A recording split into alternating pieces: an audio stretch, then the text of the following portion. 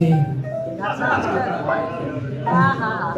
So, wow, this is like the hippest high school reunion I've ever seen. I'm serious, man.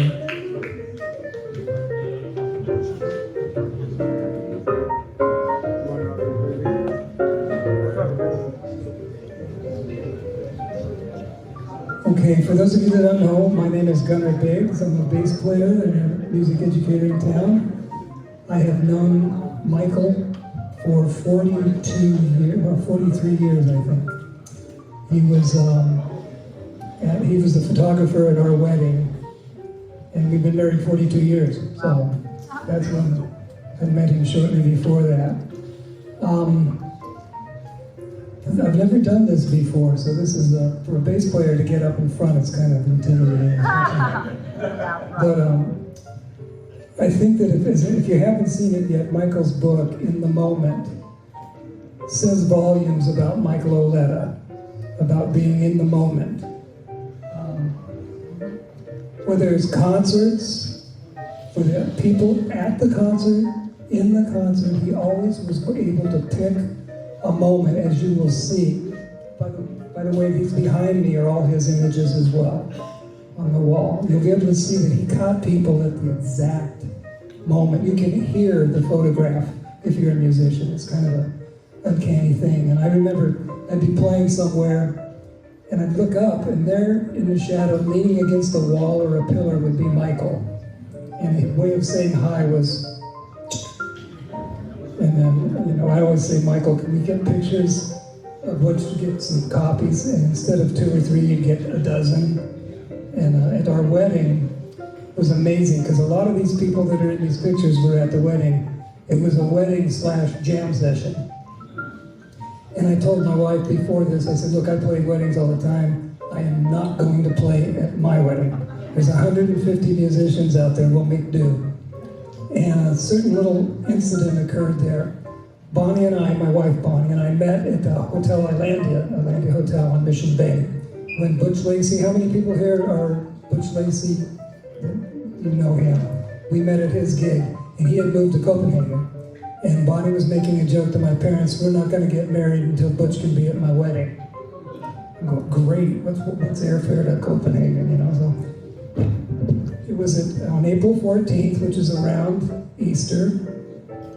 This guy in a bunny suit comes in to the wedding, full-on bunny suit, hat, gloves, starts dancing with the children in front of the band, and I'm standing there going, I'm gonna be cool about this, because Mike Wofford is playing. He's playing a great ballad, and here's this bunny. The bunny goes up, sits down next to Mike, and bumps him off the piano bench. I'm getting hot now. I'm saying, this isn't right. I start to go for it. Another piano player that some of you might know, Art Resnick, reaches over, first of all, the bunny takes his gloves off and plays this chord. And I said, those are Butch's hands. And another piano player took the bunny hat off. And it was Butch. My parents had flown Butch in for the wedding. And I looked at Bonnie and I said, you don't mind if I play a few tunes, do you? So I got up and I played with Mike. Mike was the only other individual in the room that knew that Butch was in the bunny suit, because they had to hip him to it. So he got the shot of Butch, the shot of me and Bonnie, and the crowd reaction right after that. Again, in the moment. He was just amazing about that. Another facet, I had to remember, because there's so much about Michael that is like a crystal. There's so many facets to it. He took bass lessons from me for about 2 years. He came up and he said at a gig once, would you teach me how to play bass, jazz bass? I said, well, yeah. That's, don't you want to play guitars? I'll teach you bass. And before I knew it, he was calling me going, yeah, I got a gig with Joe Morello and all these guys. I'm going like, wow, this guy has been moving fast. He did move fast. He was, again, totally in the moment with the bass when he was. He turned out to be a damn good little bass player. And I think his trio, Jeff Dalrymple and Adam and Mike, had a trio for a while, correct? Yeah, so his trio is here with him today, too. Quartet. Alicia Previn. Alicia, hello. Hi. I met you when your dad played here. That's right, and we had his memorial here. That's right. I don't want to. That's okay. This is Andre Previn's daughter. Yeah. Alicia. I'm sorry, I didn't recognize you. Sorry. Like I said, without the name tags at the reunion, you don't know who anybody is anymore. My fault. So as a bass player, he was making it again. There's one place where he was very much in the moment and in many moments that were very important, in Lahaina. I didn't know this until he came over to the house to hang out one day, and it was just after the fires. And he was there, and he got his friend out. They had to move their car 3 times as the fire progressed through down into the town of Lahaina, and went back after the fire several times to help this person get back on her feet, try to get something salvageable out of what was going on. That's the kind of guy he was, 100% there for everybody. Whatever the task was, he was good about that. I'm going to try to make this short so some other folks can get up here. Oh yeah, cars. I always knew he had a nice ride. He'd come to the lesson in that Mustang and a couple other cars. I'm going like, damn, these are nice classic cars and really cool. I didn't know he did the work on them until I went over to his house once he opened the garage and there's 3 sitting in a little truck.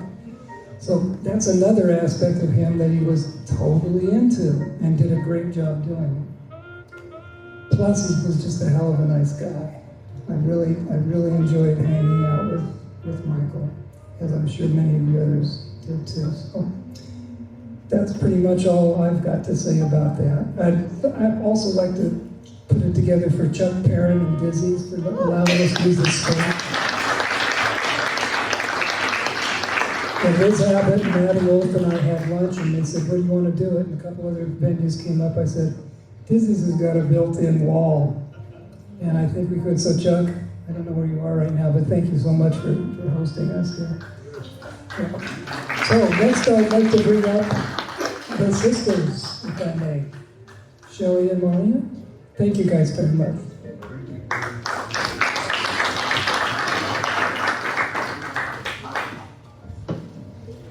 Hey. Mwah.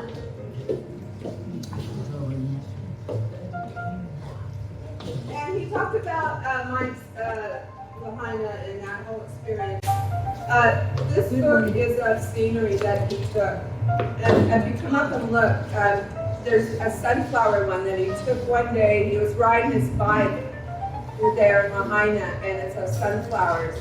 And he took it on his cell phone. And I love sunflowers, and he made me a print of it. And this is the house that his friend that he stayed with. This is all about his journey over there and working on her house and just all that. So you're welcome to look at that also.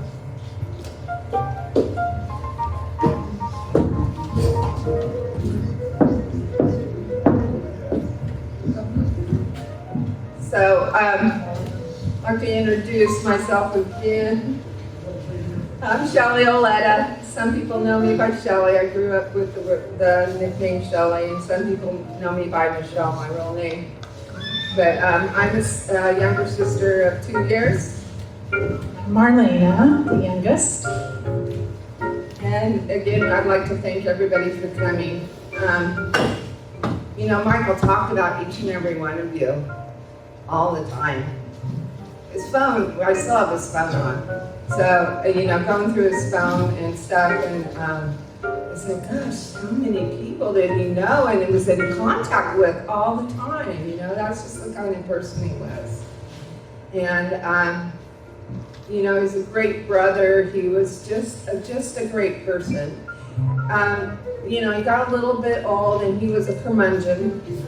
And, you know, and I live in Modesto, and I'm a pretty easygoing person and stuff, but you know, I get pissed off about something, and I call Michael up and I tell him, you know, this really made me mad, and then I would go back and forth with our stories about the curmudgeon and, you know, this and that, but you know, he was such a good guy, and he got sick really fast, and he wanted to see everyone again and do something one last time.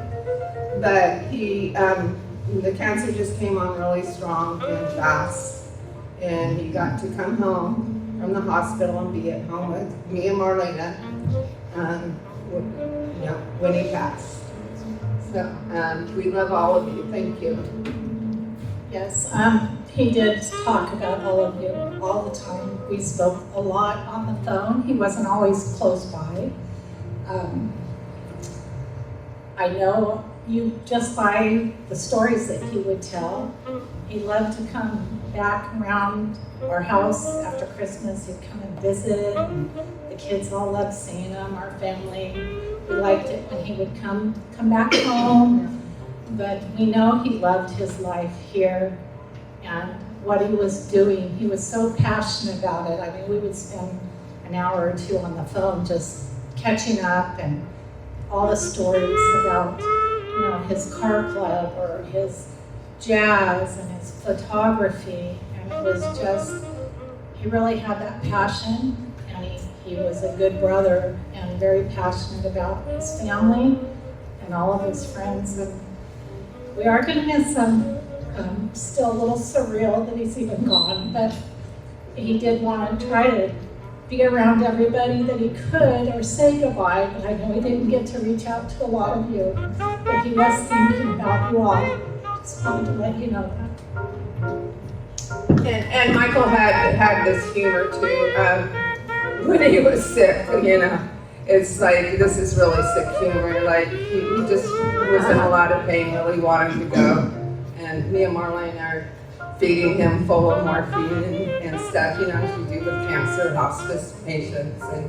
And I ate these little pudding cups from Dollar Tree, that they're terrible for you. And when he'd come to my house, I'd always eat healthy, go get his healthy food. But, I'm not totally perfect, but, And then I tease him, well, Michael, there's pudding cups in there. Oh, don't, those are terrible for you. Well, what happened was that Did a pretty chaser. the morphine squirt, one person would have to squirt the morphine in, and one person would have to have a spoon of that vanilla pudding ready because it tastes so bad. Oh my. So Mike's like, ready, you got the pudding ready? So he went. I think that was humorous. And then we had, he ate meatloaf from Vaughn's. Not Michael, but, he still had a sense of humor. Yeah. And I'm going to let Marlena talk about the health aide that came over that day. Cynthia? No, the guy that jazzed that came to give him a bath. A young man came and he was looking at the pictures on the wall. He's supposed to get a sponge bath. And he wasn't too enthused about someone else helping to care for him. And the young man, they started talking about pictures and jazz, and it was really a godsend that day, I think. They spent a lot of time together sharing photographs, and Michael brought out his book. And the health aide left in tears. I mean, he said, I can't believe it today. And it was just that kind of person that Mike was. They connected, and he was up to looking at this man's photos that he had been taking, and he was doing black and whites, and it was just a really good experience, and left everybody feeling really good. And I left Michael feeling really good inside that day too, that someone had such an interest in what he was about, and that he would take the time to look at this other gentleman's photos and what he was doing. All right, guys, I'm going to send it back to Gunner. Come on, Gunner. Thank you all for that. Yes, thank you.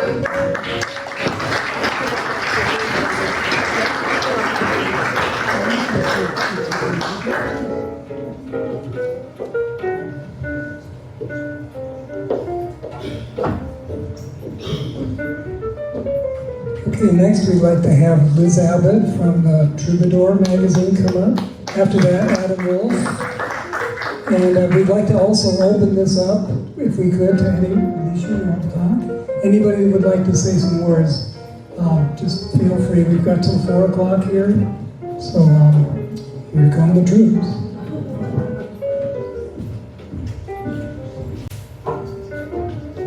Hi, and thank you for coming, everyone. This is a special moment for us all, and a sad moment, too.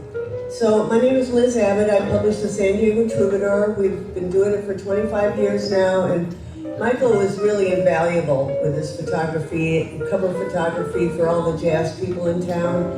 He was just great, and not only that, he was like my favorite jazz buddy. We went out, I learned a lot from him as far as jazz is concerned.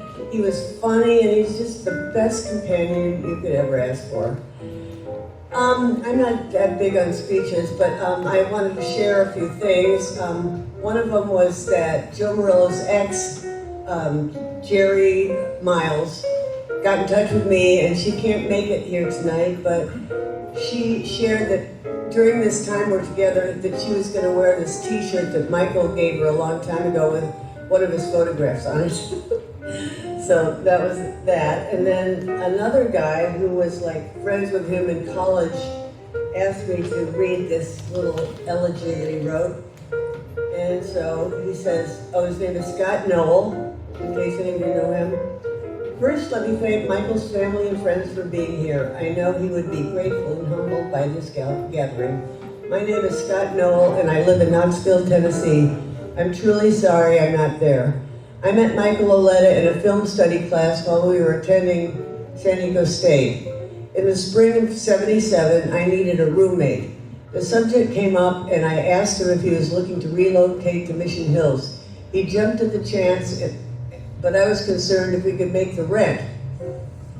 The huge amount of $300 a month for a house in Mission Hills. Yeah. I was late several times. Michael never was. We went for it, and it was the start of many memories that I will never forget.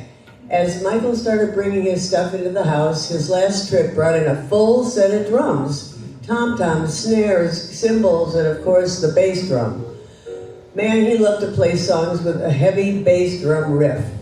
I guess that bass notes have had an influence on Michael for a long, long time.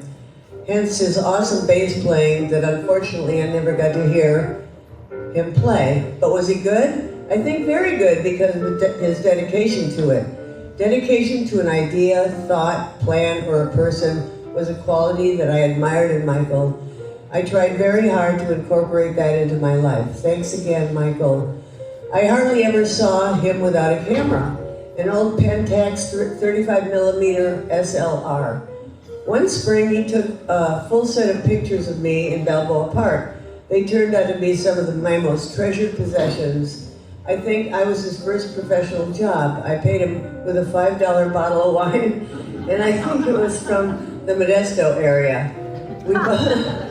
We both had a big laugh at that. His eye for composition was very evident even early in his career.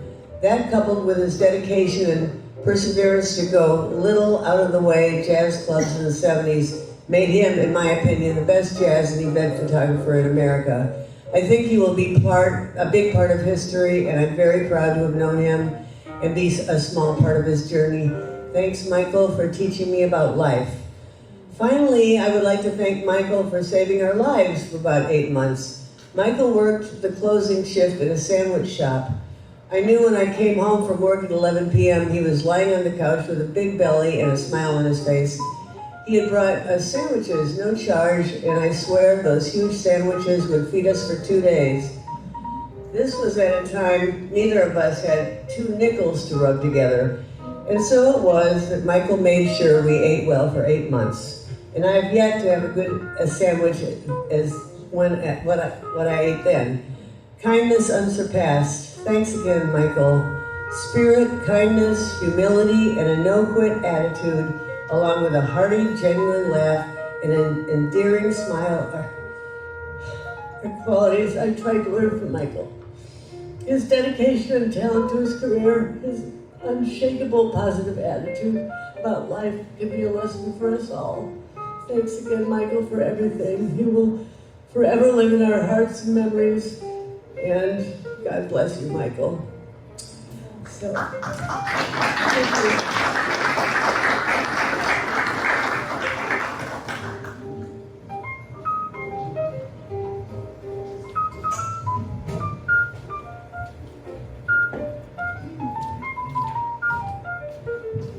Liz. Liz Abbott runs the Troubadour Arts magazine, which has been a mainstay of San Diego's arts coverage for many years. So my name is Adam Wolf, and I've known Michael for less than most of you. I've only known Michael about 10 years, 12 years. We met at the world-famous Turquoise Club, known for generous compensation to musicians and flexible decibel purveyance parameters. Basila used to come around with a decibel meter and threaten to dock you if you played too loud. Yeah, those were the days, right? And I used to say to Michael, you know, one day this club will be gone and we'll miss it. And yeah, and one day Michael is gone and we miss him very much. But if you look at these photos behind me, they are truly amazing photos. If you have the book, which I hope you do, they're amazing photos, and they are capturing the essence of jazz. I mean, Michael was someone who was able to get into the mechanism of the jazz moment and capture it. You know, if you think about it, he doesn't do a lot of group photos. He liked to catch one guy or one gal doing their thing in motion, you know, like a big game hunter photographer. And it's fantastic what he has done. There are hundreds and hundreds and hundreds and hundreds of images that are not here today. And there is a bit of a conundrum as to what to do with that archive, and we will work together with Shelley and Marlena to figure out what to do with all of this art, because it is a major body of photography and jazz documentation, and no one really knows right now what to do with it. So keep in touch with everybody, and we'll figure out how to get this out to the world. But I mean, just as an example, I helped Shelley pick a bunch of this stuff on Wednesday, and there's still like 200 things in her trunk that we didn't have time or space for. So this represents an infinitesimal fraction of what Michael documented in his life. 37 years at Monterey Jazz Festival. And most of you who are locals know that he took pictures of you and gave them to you without even thinking about charging. He just loved to do the act of documentation of jazz. So we celebrate Michael today for that. Thank you.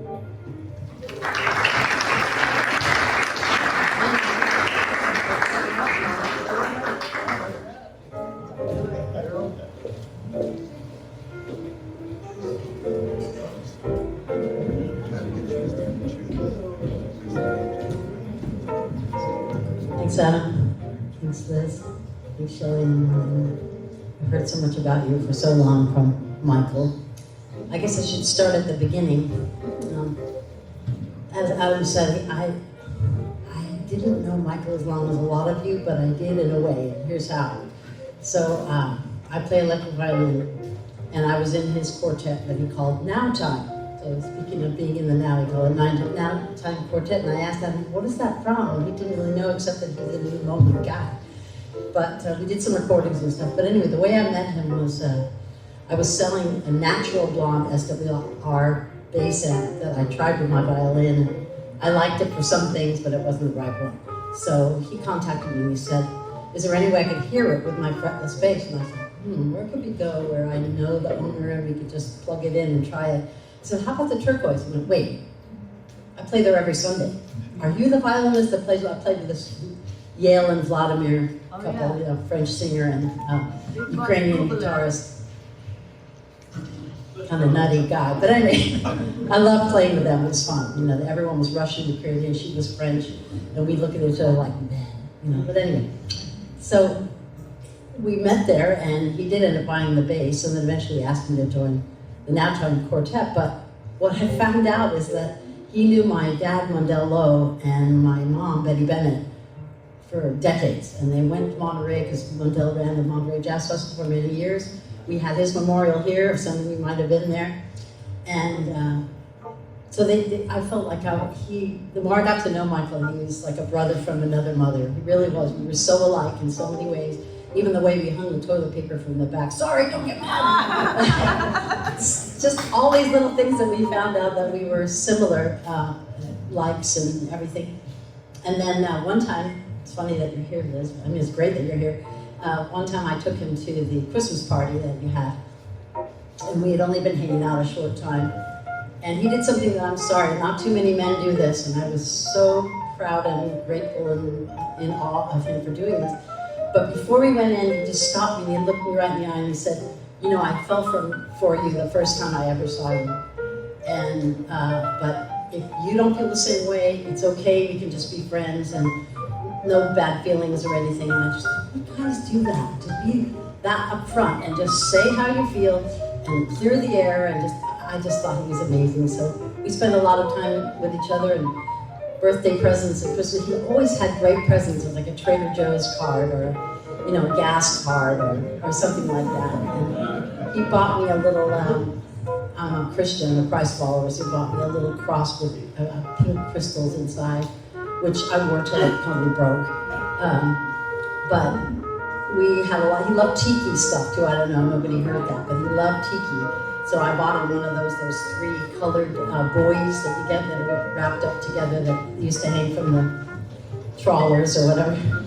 And he made a little tiki bar, so we shared that in common too. Just a lot of things. And I just go over to his house and I spent the night there a few times when we were doing gigs. And just, I was so in shock. I mean, he was Mr. Healthy, ate only healthy on his bike and everything all the time. And, you know, I mean, maybe I know some people don't want to share, I have cancer, you know, they just don't want anyone to know, because it's always a difficult way to go. So I was particularly shocked because in March of 23, I moved to Prescott, Arizona. And so I would come down and, you know, see him if I could. And last time he was telling me how you only can drive at certain times in San Diego anymore because the traffic has gotten so crazy.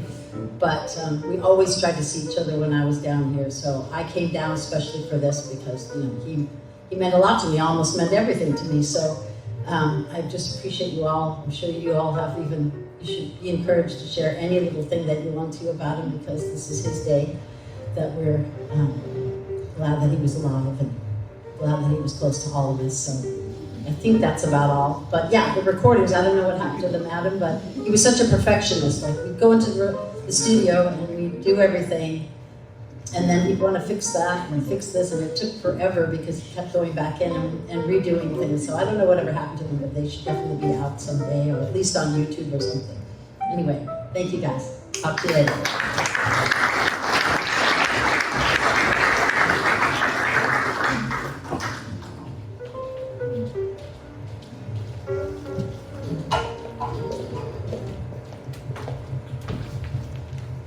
Coming up early so I don't lose my nerve. I prepared, I wrote something because I'm nervous and I just want to make sure I get it out. I'm Cece, and I'm part of a family who has known Mike for a very long time. I asked my father, Paul Stanley, when he first met Uncle Mike a couple of days ago. He couldn't tell me exactly how. Maybe that's because the days fade with age, or because when you meet your greatest friend, you don't always remember how it happened.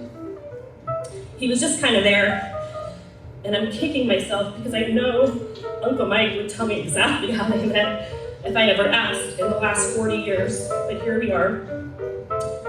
Michael was there at a photo lab, I am told, from my mother. And my father and Uncle Mike connected at some point, became friends. Maybe I was 3 or 4. I can't imagine what he must have thought when befriending a man with 3 very young and very opinionated daughters. This also never changed, and Uncle Mike saw the good, the bad, and the ugly. Well, they became fast friends, and he became part of my village. You see, when I first read the article about the event here, I was of course happy to be celebrating Uncle Mike. Wow, he loved jazz, and his face just lit up when he talked about it. My dad gifted us his book, and I'm so grateful for that, and I will forever treasure it. Thanks, Dad. But as I was reading, the other part of me, the human part, was jealous. I felt like there was a part of him I didn't really know. I knew he loved it, but I didn't know more than that. It's a mix of jealousy and guilt that I didn't know much about this amazing part of his life. Our family is so grateful that he has his jazz family. What a beautiful gift you have been. But the man I knew wasn't just that. The person I knew was Uncle. He swam in our pool. The one who literally took pictures at everything, including 2 of my weddings. It happens. Yep. He also photographed my ex-husband's wedding too, so we're all good. But would never accept payment. I tried to hide gift cards where he'd find them later. The one who came to all the big holidays. I am dreading Thanksgiving, Christmas, even Halloween, without him, of course, and his guacamole. If anyone knows the recipe, please share with us. My sisters and I are in complete withdrawal from 4th of July. He was the man who drove my dad to Costco because my dad wasn't great at that anymore. The man who shopped for my daughter's first car with me.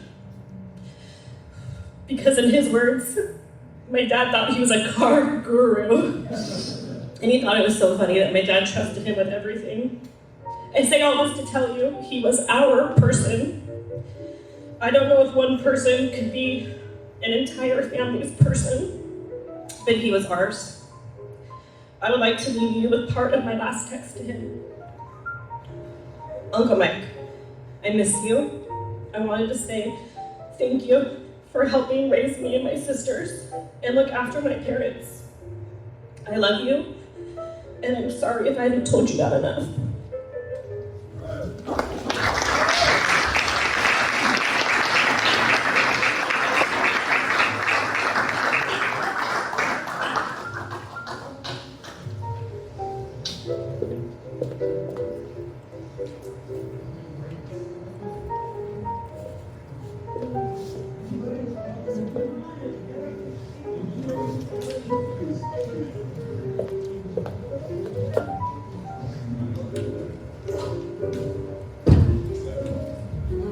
He just has a low battery warning as well. My name is Ronnie Stewart. I'm a local drummer, and I was born and raised here in San Diego. And one of the things that enlightened me was looking, and this was most recently, like in the last 15 years, at Michael's website, and recognizing he was capturing a lot of world-class moments of San Diego musicians playing world-class music that they could play anywhere in the world. And I'm feeling I was really blessed just to be part of that. I'm looking at these pictures, the ones down here of San Diego musicians, and how some of those musicians like Joe Morello or Holly were really class acts that brought those world-class musicians to connect. And Michael was there to take pictures. And I'm looking at this thinking, how blessed was I? Here's the bass player like Gunnar, playing with people like Buddy Rich. And I get a chance to play with him. Bob Magnuson, world class. Butch Lacey, Nathan East. And I get a chance to share the stage with them. And these are people that could play anywhere in the world, and Mike captured them in the moment in time in San Diego that preserved it. And I'm looking through that website thinking, wow, that's really incredible. If you haven't been to the website to see those pictures, it brings back so many memories for me. And the other thing that we don't talk about as musicians often enough, and I was doing this with a drummer friend of mine, Michael Evans, last night, were all those stories that connect those pictures. And somewhere along the line, we as musicians should get together and just talk about some of those stories. I mean, they're really funny. I mean, things that you probably wouldn't think about. And Mike was able to capture some of that energy in some of those photos. And we go back and look at that and go, yeah, I remember that. Yeah, she did this. Oh yeah, remember he did this? Or we called him 3 times and he didn't show up for the gig. And Mike captured a lot of emotion. He captured so many great shots from San Diego musicians and pulled them together with world-class people. And I'm thinking, I get the chance to be part of that. How blessed am I? And I just wanted to share that with you, that if you hadn't got a chance to visit and see those pictures through the eyes of musicians, I know a lot of us look at those photos and go, wow, I didn't think I looked that good. But there they are. So big thanks to Mike for pulling us together like that we were able to connect with world-class people at a moment in time and can go back and visit that and have those memories. Thank you.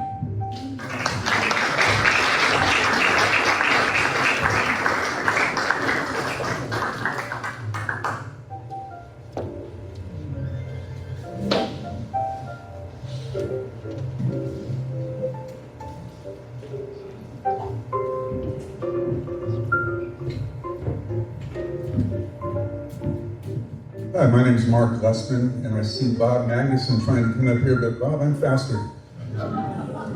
It's just the way it is. I don't have a lot to say. I just want you to know that that over the last couple of years, I've been helping Michael put together that website, and all I did was put it together with him and taught him how to use it.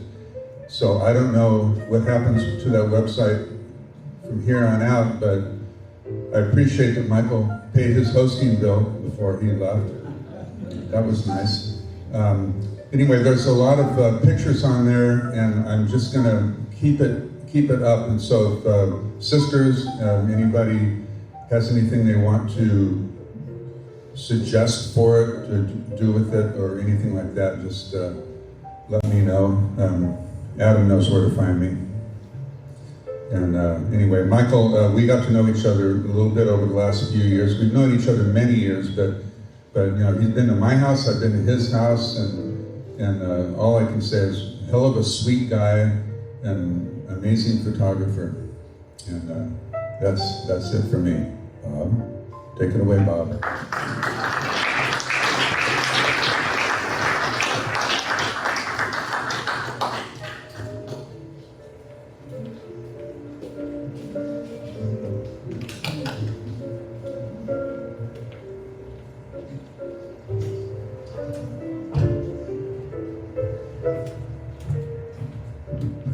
Have anything prepared. I'm Bob Magnuson, one of the local musicians here, retired, and I got to know Michael probably 30, 40 years ago through his coming to all the jazz venues, taking photos. He was always a very artistic guy, as you can see from his work, beautiful work, and he would show up at all the wonderful events and take pictures, and many times, like people brought up, give them away to people just out of kindness and lovingness of his heart. But in the last, I don't know, 6-8 months ago, I was digging through a lot of our old family photos, and many of them, especially from that era, were fading and disappearing off of the paper. So I called Mike, and we got together quite a few times over at his house, and he saved a whole lot of them, reprinted it, and did a beautiful job. I also have a buddy who's a real good surfer, and he asked me to take pictures, so Mike did some of those too. So we got together, and getting to hang at his house with him. He had clarinets in the house, and we got talking. My dad was the clarinetist with the San Diego Symphony for 25 years, and so I'm a big clarinet fan from my youth on all the way up.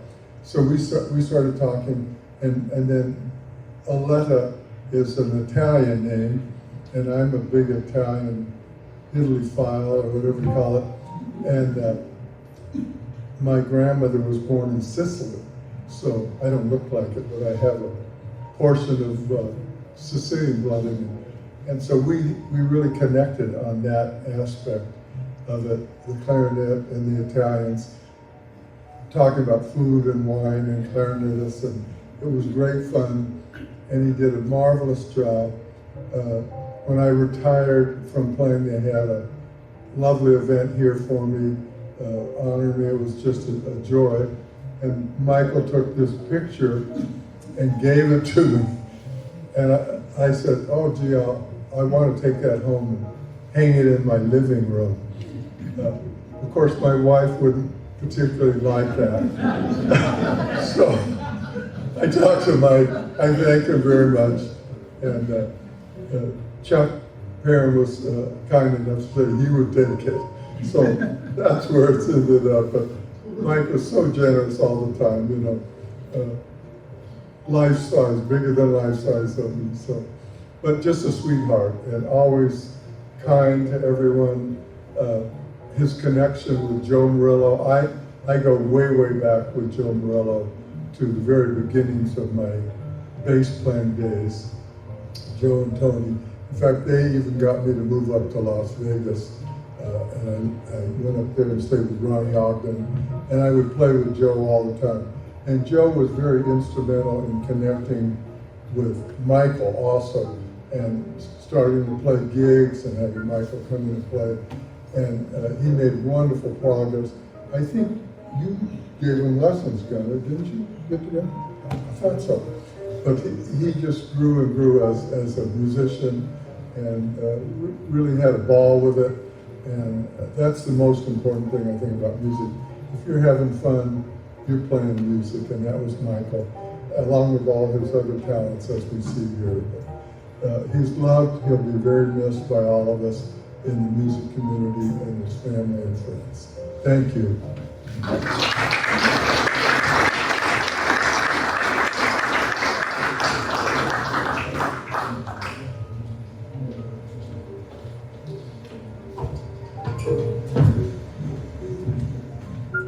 Well, like Bob, I didn't plan anything. My name's Don DeWolf. I'm representing the Modesto crew. There's 6 or 7 of us here. But I can hear Mike even now, as he was famous with his improv comedy rants. He said, you didn't prepare anything. This is like the Oscars when they go up and Bob, you were magnificent. And I hope I could even be half as good, but I say, he'd go, and they got nominated. Why didn't they prepare? They're in front of the world. God.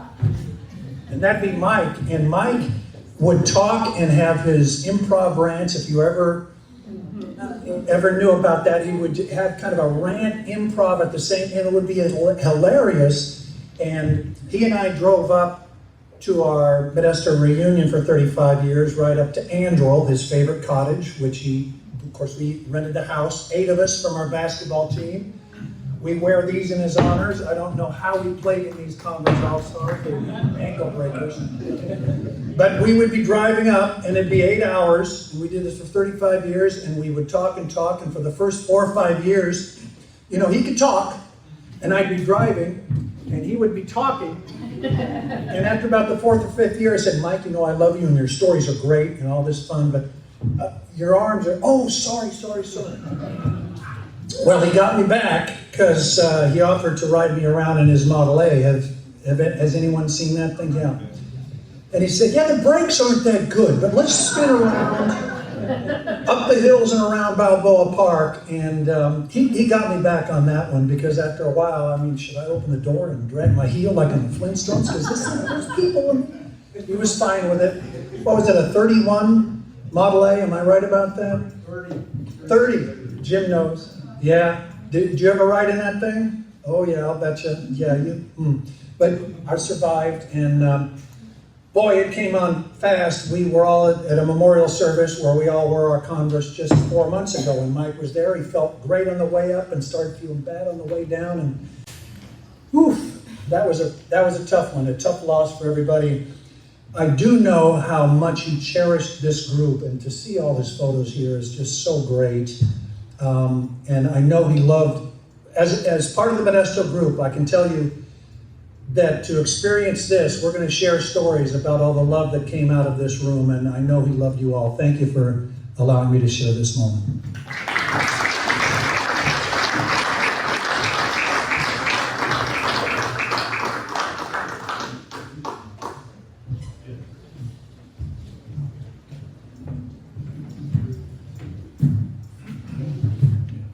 Hi, everybody.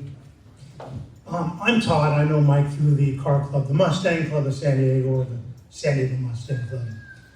I've known Mike for about 20 years, and I'm sitting up here and I'm hearing all of you coming up talking about these, and I'm getting glimpses of Mike, of course, that I didn't know about, and I'm thinking, what a wonderful man. What a wonderful person. How did he have the time to do all the things that he did? And I realized he made the time. Anyway, I didn't know Mike was really into all the jazz thing. I knew him as a wedding photographer when I first met him. And he would sit there at club meetings and say, oh man, my wedding business is going down the tubes. These stupid cameras that everybody's doing, and the video cameras, man, I'm gonna have to just concentrate more on my jazz focus. And I'm thinking, oh, that's great. Oh, I'm sorry to hear your bread and butter is going away. That's what I thought. And he's going to take up a new hobby, jazz photography. That's cool. And through the years, I'd hear about Modesto. I got to go up to Modesto again this week. And I was just up there 2 weeks ago, blah, blah, blah, blah. And I knew about, what was going on sometimes during his life. But in the car show, Mike, just like you've heard the stories up here, 100%. He was the car show chairman for how many years? 15, 16, something crazy like that, longest running. And in fact, he got a nickname. Mike Oletta's nickname in the car club. Steve, were you the one who named it, or Dan? Mike Car Show Letta. And he loved that 68. I'm a photographer too, not a professional, just kind of an amateur and stuff, but I do love photography. I had a kid at one time, and I was the newsletter editor for our club during several years. And I wrote all the stories and I did the pictures, and one of the biggest moments of my life, and I never told Mike this, because when somebody tells you something, what do you say? Anyway, one of the biggest moments of my life was when Mike came up to me one day, and he just very casually said, man, you're a really great photographer. And that was such a huge honor to me coming from him, that he thought my little pictures, I'm a good photographer just for my little newsletter.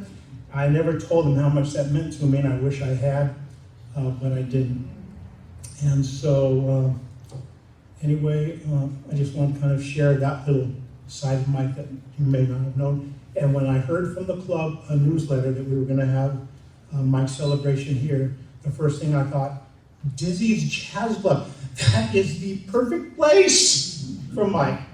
And I heard a rumor that if we couldn't get Dizzy's, it was going to be at Kearny Mesa Ford.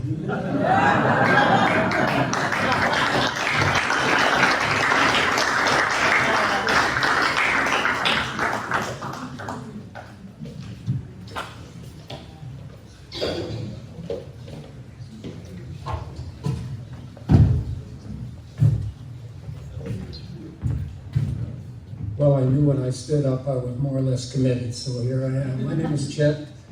I know all of this stuff that I've already heard because Michael, as far as I'm concerned, is my best friend. I was going to use I met Michael at Gunnar and Bonnie's wedding. Gunnar and Bonnie. I was afraid I was going to do that.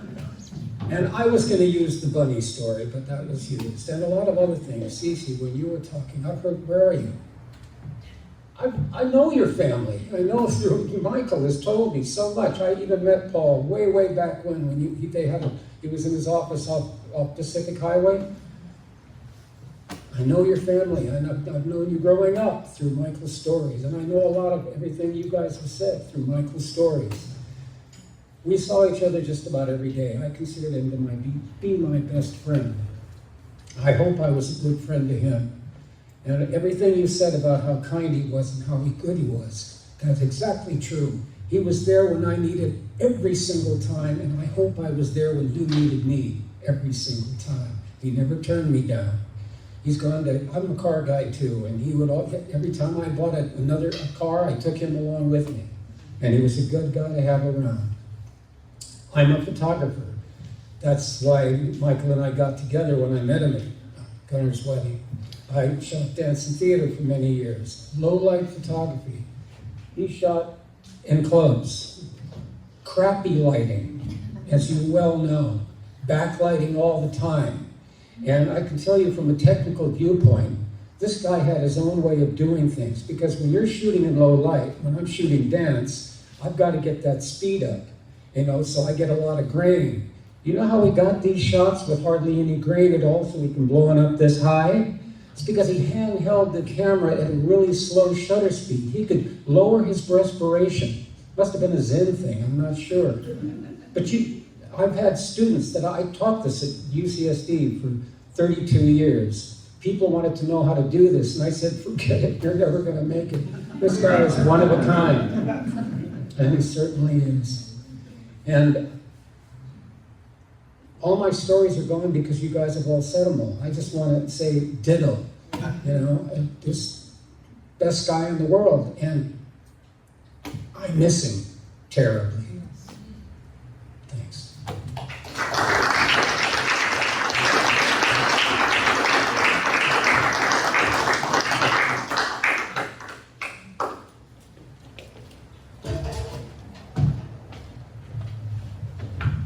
Hello, I'm Jim Allen.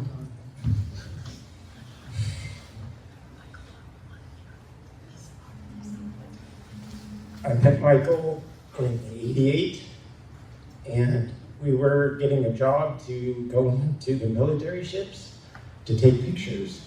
So I didn't know him, he didn't know me, and all of a sudden we're traveling to Korea. And I know when I walked up, he goes, who the hell is this young guy? I was 27, I went to Brooks Institute and got a commercial degree in photography. Anyway, we get to talking, super nice guy.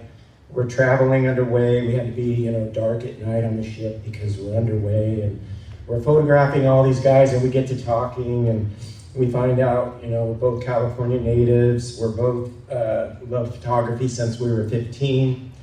We both, we did so many things in common. His dad, my dad, we're both into classic cars. My dad was in the Sandy Mustang Club back in the 70s or 80s, 70. Yeah, anyway. He was in there, and then Michael, we got to talking, well, what kind of car do you have? And he says, I have a California Special. And that's his car. And I said, no way, I do too. My dad had one and passed it on to me. So he was always my fix-it guy. He was the motorhead. He built a convertible California Special, which they never made. He made one. And so I'm like, wow. So I learned a lot of photography from him, a lot of car stuff from him. I remember when we went to Korea, we get off the ship and we have a senior chief escorting us, and we're like, this is super duper fun, we're having a good time.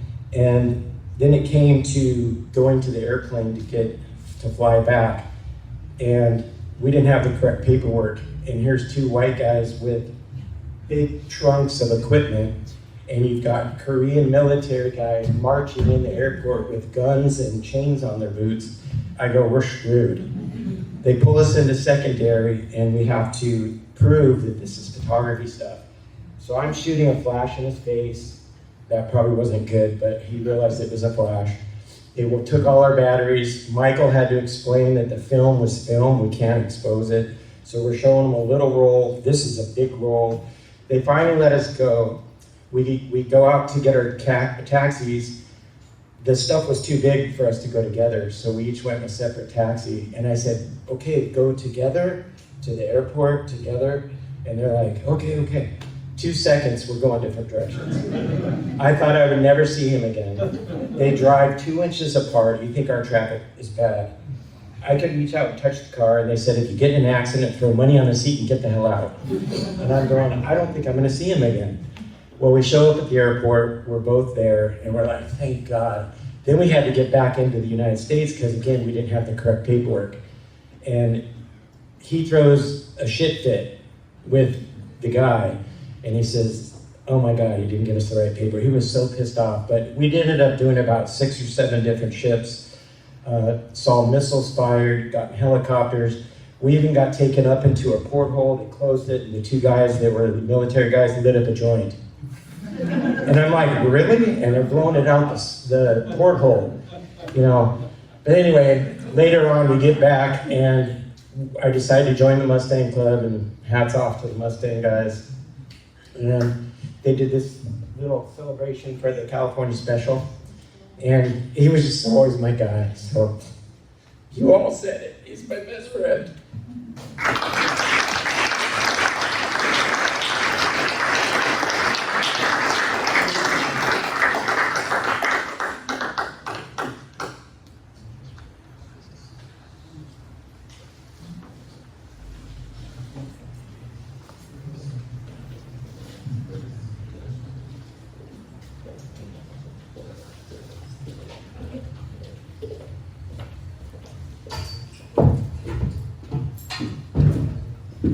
We're from Modesto.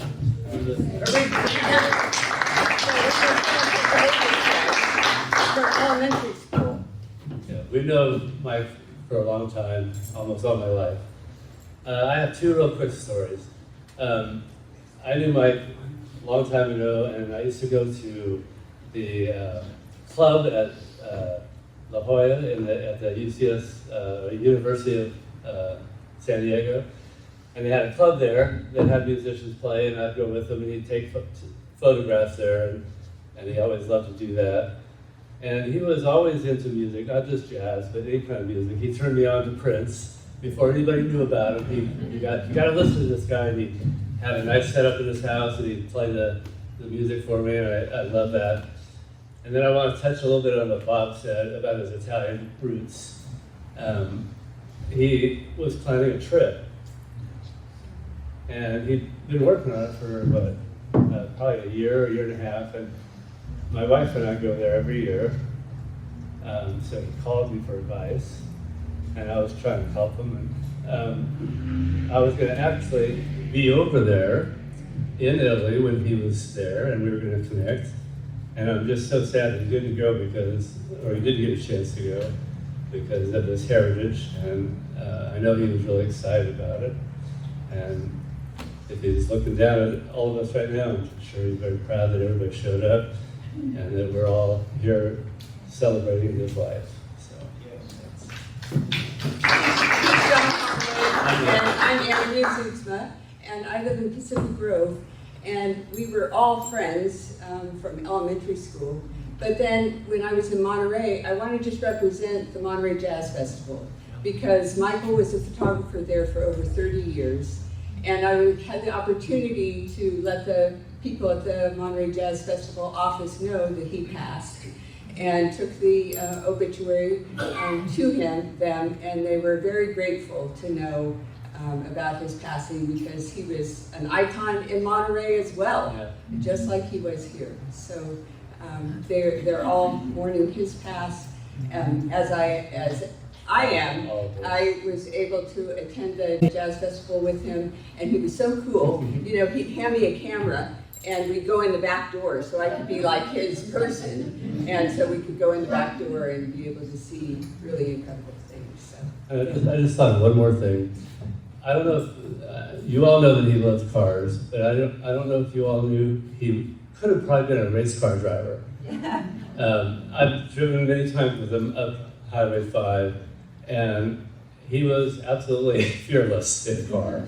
Aggressive. Huh? Aggressive. Yeah, exactly.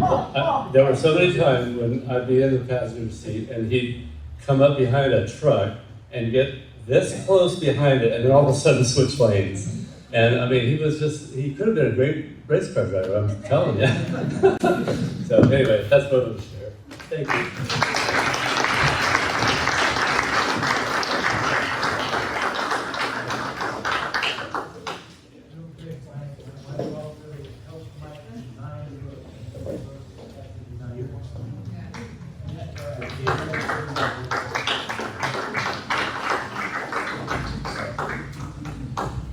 Oh, sorry, that was just one quick thing that I forgot to say when I was up here. When nicknames were brought up, it sparked the memory. So he was a very energetic, busy person doing lots of things. We know that. And I'm like that too. So he got the name, I called him Big B, and he called me Little B. So.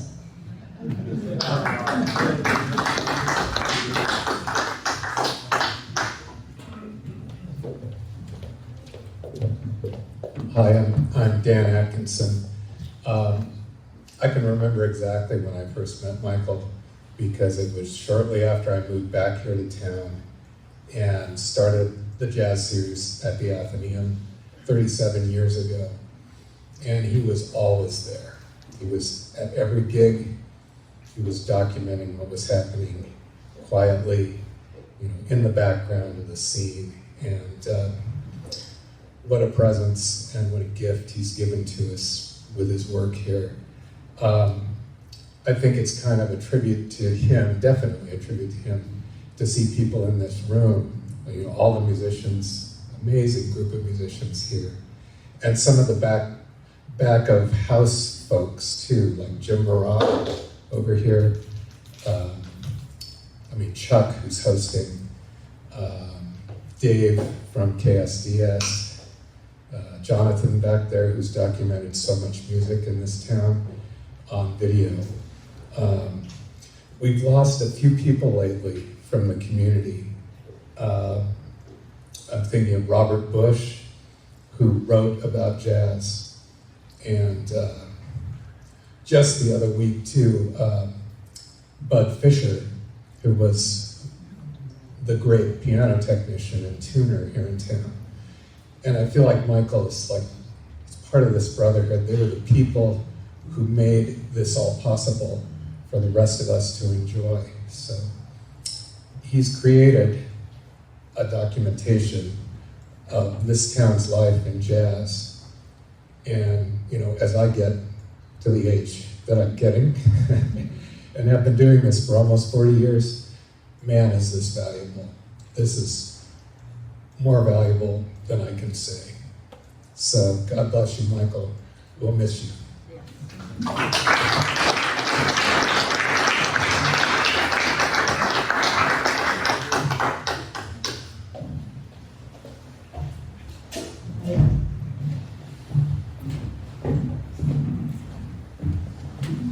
This is impromptu for me, so excuse me.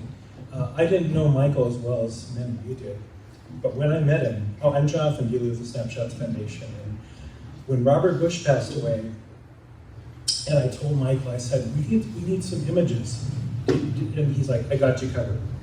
I said, come over to my place, and I sat down with him in his office, and he started going through hard drives and telling me stories, and the clock was going tick, tick.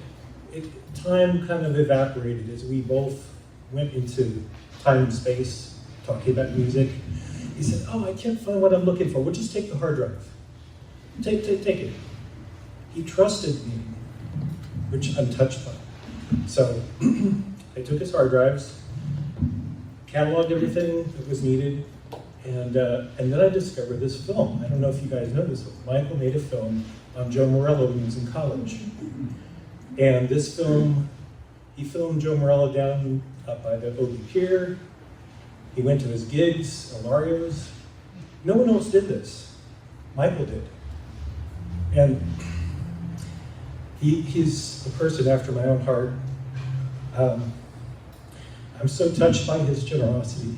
And I didn't know him for very long, but he really was amazing. he never said anything disparaging about anyone else. We talked, positive. I only remember him also for his positivity. And what a genius and a person that I consider a role model. Thank you. Yeah. Did you give the heart right back?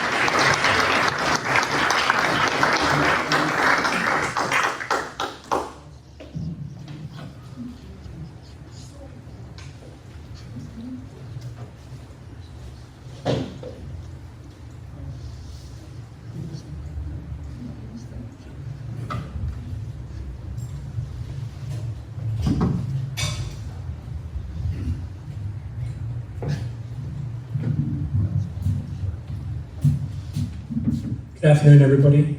My name is Scott Harrison. Some of you know me from Jazz 88 many years ago when I created the Jazz Live program and produced it for a number of years. And as a result of that, became friends with many, many jazz musicians, and in particular, Mike Oletta. And at the time, just prior to the Jazz Live show, we attended college together, San Diego City College.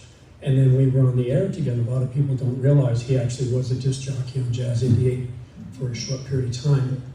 And I couldn't let this event go by without coming up here and just sharing some thoughts with you. I'm just going to ramble on with a variety of different things about Michael. And just as all of us have shared some great thoughts, he was good on the radio, and I was very surprised that he hadn't stayed with it. And although we were all volunteering there, we put our own time in as we wanted to, and had a lot of fun, and working with all the different people there, and a lot of charitable events that we worked on as well. And as I produced the Jazz Live show, it evolved from going from what we call the pit at San Diego City College, which is a small classroom for telecommunication students, to the TV studio, and now it's being held in the Lyman Seville Theater, as many of you know.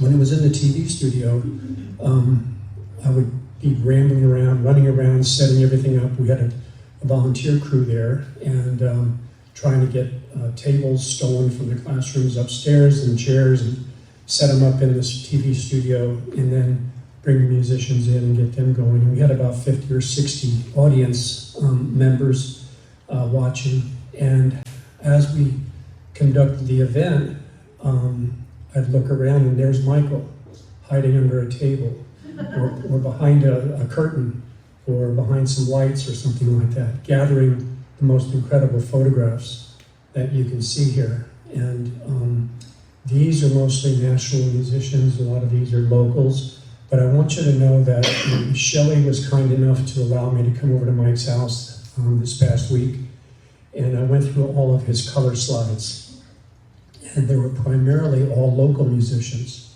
because I wanted to put together a slide presentation for everybody today. And I did that, and I sorted through and created a presentation of 140 images, and took out my slide projector and was getting ready to practice with it, and found out my slide projector is broken. It won't work. So then I went and rented a slide projector from, I won't name the name of the business, but somebody locally here, and brought it in here today, set everything up, and that slide projector didn't work either. So unfortunately, we don't have the color images of mostly all local jazz musicians that I wanted to share with you. But we have an incredible collection of images that Michael has shared. And one of the things that I wanted to say about the experience of going to Michael's house and going through all those slides was that I was overwhelmed with this. This is a fraction of what Michael has produced and created. And this is quality stuff. I haven't seen other photographers work on the same level. And Michael and I both shared common interest in the field of photography and jazz music, and in classic cars as well. Because I'd had an old 63 Corvette that I restored, and then he and I would attend car shows together. I wrote some notes down because turning 76 recently, my mind is a little bit fuzzy once in a while, and I didn't want Michael to scold me someday for not preparing my notes for his special event. Also, I want to mention about the car shows. We would go to the Escondido Cruising Grand, the Encinitas car show, and the, of course, Seaport Village Mustang show that he would put together. And every time we would get together, we'd agree to meet somewhere, sometimes we'd drive together. We'd get there, park our cars, and then I'd say, Mike, come on, let's walk the show and see the other cars. It's an incredible gathering of classic cars. And he goes, oh, no, I'm going to stay right here with my car. I said, no, come on, let's go. He said, I don't want some little creepy kid coming over getting his fingerprints all over my car or scratching my car. I said, well, we can just go over and get a hot dog or something over here and then come back. He goes, no, you get something for me, I'll stay here and I'll watch the cars. So he was very, very adamant about maintaining the quality of his car because he was so focused on having that California Special Mustang be exactly according to its original specifications, and he wanted to keep it that way. He also photographed both of my weddings. Thank goodness the second one stuck. And he did both of them for free. I mean, he wouldn't take any money for it because we were such close friends, and he did an incredible job of providing me with images that I can enjoy for the rest of my life. And then his experience in Hawaii, he would share with me, and I would call him while he was there, and we would talk once in a while. A lot of you don't know that, and I don't know the woman that he helped out there, but he was a very good friend of his. She had this house in Lahaina, and he would go there almost every single year to help her do a restoration on the house and improve the cabinetry or whatever they were doing on the house. Little by little each year, he helped improve that house for her. And then I heard about the fires, and I contacted him afterwards, and I called and I couldn't get him to answer the phone, and I was so worried that he had gotten caught in the fires. And then afterwards, I finally did reach him after about 4 days, and he was in a hotel. And I said, what happened? What's going on? He says, we just barely made it out with our lives. He said the fire department came through and told us to evacuate immediately, and I'd moved our cars because we knew the fire was coming over the hill. And he said finally we grabbed all of our precious possessions in the house and we ran out, and the house literally exploded behind us. He got out just within an inch of his life, and his friend as well. And the house was, from what I understand, totally destroyed. And I just can't imagine all the work that he put into that home.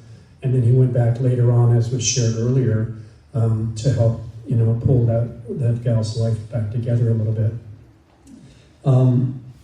Also, I was very impressed with the fact that he worked very closely with Joe Murillo and a lot of other musicians here in the room and in the industry to help Joe when Joe had some tough times, and then also when there were good times, they worked together. And I was impressed with the fact that Michael took on teaching himself and learning through some of our finer musicians here in the industry how to play the bass. That was a big surprise to me that he wanted to take that initial goal on. I mean, that's really something. And then within a few short years, he's playing with Joe Murillo. He's playing with other people in the industry. So that took a lot of talent and a lot of dedication as well. One of the things that I'm so impressed with is that I feel that, and we mentioned this to some extent, that Michael has captured an era of jazz with all of these musicians, and then some of them have passed on, but it's like from the 50s up to today, and this is a whole genre of jazz that should be saved and should be shared with the future. Because this is America's truly indigenous art form, is jazz music. And it's amazing if you study the history of jazz, as I have. When I went to San Diego State, I had a great jazz history class there. Having it gone all the way back to slave days, slavery, and having it grow through the country, in Louisiana and Chicago and New York and other states. Where it evolved in so many different ways, and this is the result of it. And Michael has captured that in such a unique way because he's the best of the best in what he did. And I think that if it's at all possible, that we see if there's an effort can be made to have this donated to the Smithsonian. I think the Smithsonian Museum deserves to have this kind of quality of work, and that Michael is the person that was able to accomplish that. Thank you.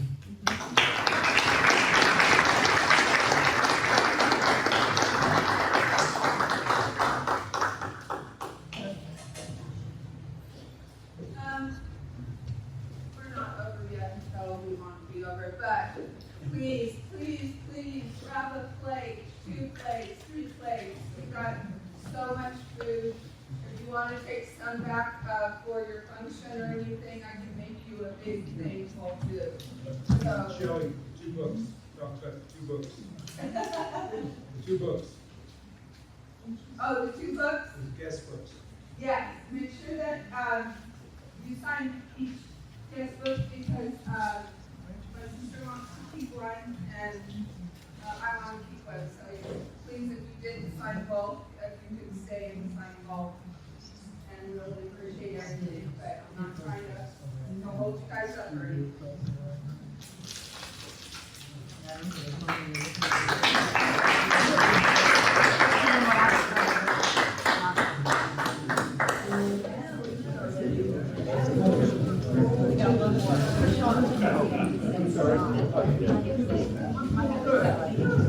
Sorry. So, I'm Prashant. I'm Mike's neighbor from Bombay unit in San Diego. And I didn't know Mike for too long. I met him in only 2023. And he first met him. We got one more talker, folks. One more.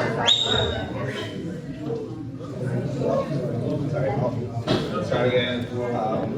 I'm Prashant. I'm Prashant, and I was Mike's neighbor. And I didn't know him for too long. I met him only in 2023 when we moved in to Mike's neighboring unit. And when we first met him at the open house, we spoke to him, and my wife and I, we were like brand new first-time homeowners, knew nothing. And then we were like, Mike's like, oh, we have a self-governed HOA, and we had no idea what it was. But he gave this energy like, oh, we'll take care of you. And he told that to my wife and I, and he definitely took care of us then. And we were so fortunate to get the house and to be Mike's neighbor. And he was like such an amazing neighbor. He was like our parent. I'm from India, my parents are back home, and he was like this fatherly figure, hand-holding me and my wife through home ownership, like renovations. He taught me like how to build a railing for the balcony. When we had to like update the code, he used to look up all the code, and then he took me to Home Depot, bought lumber together, and then helped cut everything, gave me a lot of the tools. And then he would just like drop in and he'd be like, oh, do this, and then he'll come back after and check if I did everything correct. And it was like the best neighbor anybody could ask for. And then he taught me so, my wife and I so much about the house, and he was such a great neighbor. He used to look up everything, keep the property up to date, like look up code, and the best neighbor anybody could ask for, and an amazing mentor for me and my wife. So I just wanted to share that, a different perspective. So yeah.